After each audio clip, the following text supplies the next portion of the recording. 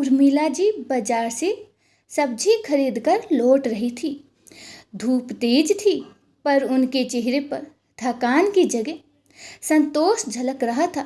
घर जाते हुए अचानक उनकी मुलाकात उनकी जेठानी की बहू शारदा से हो गई। शारदा हाथ जोड़ते हुए, नमस्ते माँ जी, सब्जी लेकर आ रही है। सुमन कहीं गई है क्या? उर्मिला मुस्कुराते हुए, नमस्ते बहू, कैसी हो? सुमन तो घर पर ही हैं आजकल। उसने क्लाउड किचन का काम शुरू किया है, मैं तो उसकी मदद कर रही हूँ। शारदा हल्की मुस्कान दबाते हुए, माफ़ करना माँ जी, पर अभी कुणाल जी की शादी को 6 महीने ही हुए हैं और आपने अपनी बहू को सिर पर चढ़ा लिया है। सारा काम आपसे करवाती है।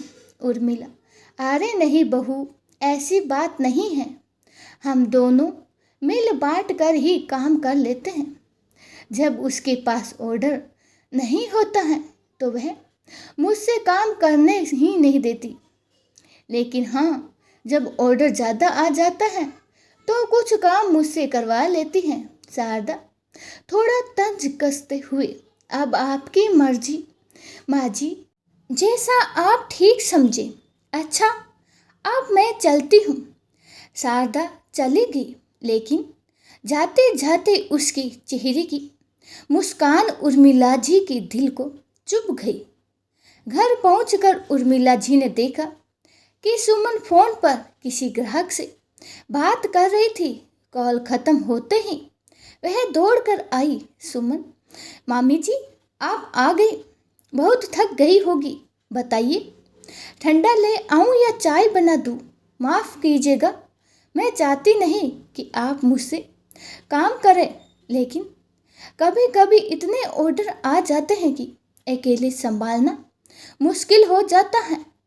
उर्मिला प्यार से उसके सिर पर हाथ फेरते हुए, मैं समझ सकती हूँ बेटी, वैसे भी बाजार से सामान लाना, सब्जी खरीदना, ये सब काम तो मैं सालों से करती आई हूँ।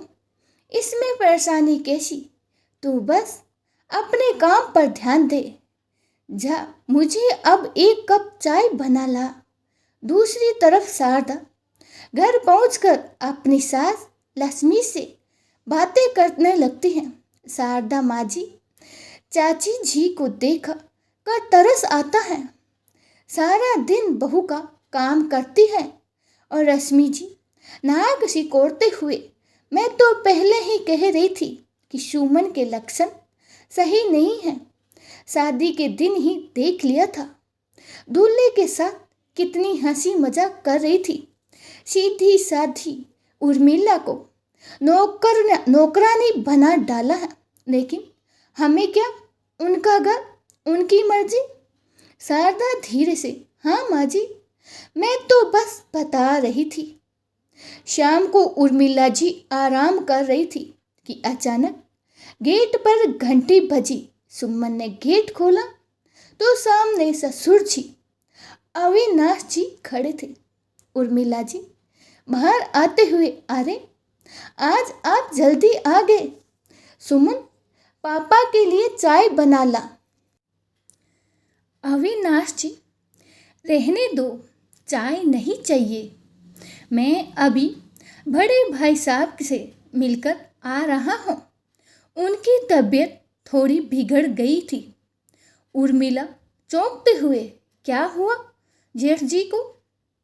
मुझे भी साथ ले चलते। अविनाश जी, कुछ खास नहीं, बस बीपी हाई हो गया था। थोड़ी देर बाद अविनाश जी ने उर्मिला से कहा कि अविनाश, उर्मिला भाभी कह रही थी कि तुमने बहू को सिर पर चढ़ा लिया है। वह तुमसे सारा काम करवाती है। तभी कमरे में सुमन आई।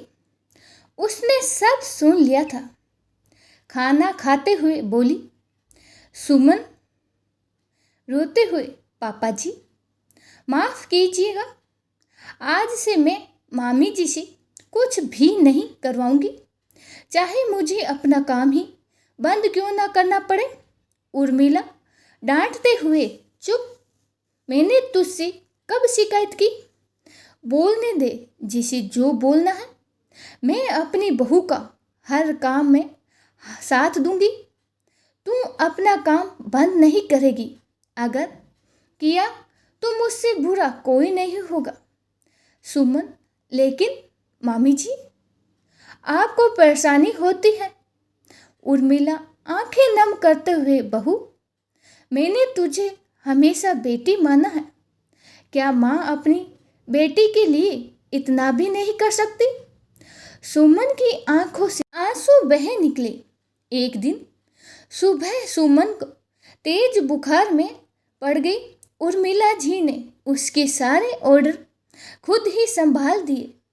दिन भर खाना पकाती रही और रात भर सुमन की सेवा करती रही। अगली सुबह जब सुमन ने देखा कि उसकी मामी जी उसी के पास सोती हैं और रात भर जागती है, तो उसकी आंखें भर आई। मोबाइल पर कस्टमर की रेटिंग देखी। आज का खाना बहुत ही स्वादिष्ट था, गोल्डन स्टार रेटिंग। सुमन रोते रोते बोली, मामी जी, आप पूरे दिन ऑर्डर बनाती रही और फिर भी रात भर मेरी देखभाल करती रही, मुझे गोल्डन मेंबर बना दिया है। ये सब आपकी वजह से हुआ है। उर्मिला गले लगाते हुए, पगली, मैं तुझसे कहती हूँ कि तू मेरी बेटी है। बेटी के लिए माँ इतना भी ना करे। सुमन फूट फूट कर रो पड़ी और अपनी सास के गले लग गई। धीरे धीरे घर के बाकी लोग भी समझने लगे कि असली रिश्ते खून से नहीं, दिल से बनते हैं। और उर्मिला जी ने एक बार फिर साबित कर दिया कि अगर सास चाहे तो बहू के लिए माँ भी बन सकती हैं। दोस्तों, आपको ये कहानी कैसी लगी? अच्छी लगी हो तो कमेंट बॉक्स में ज़रूर बताना। जय श्री कृष्णा, राधे राधे।